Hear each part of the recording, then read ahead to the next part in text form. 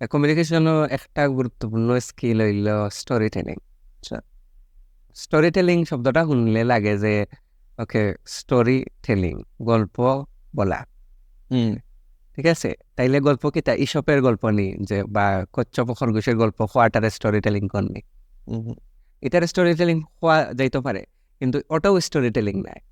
আমি যদি আহ, আমার কিতাব বালা লাগে, কোন খানিটা খাইতে বালা লাগে, কোন জায়গাতে আমার বেড়াইতে বালা লাগে, বা আমার কোন জায়গায় যাওয়ার ইচ্ছা, ও যে কথাগুলা, ওগুলাও আমি যদি সুন্দর করে হই এবং মানুষ আমার কথা একটা পরে একটা শুনতে চায়, জেলাখান মানুষের গল্পর একটা অংশের পরে আরেকটা অংশ শুনতে চায়, ওলাখান হয়, তাইলে ওটারেও স্টোরি টেলিং।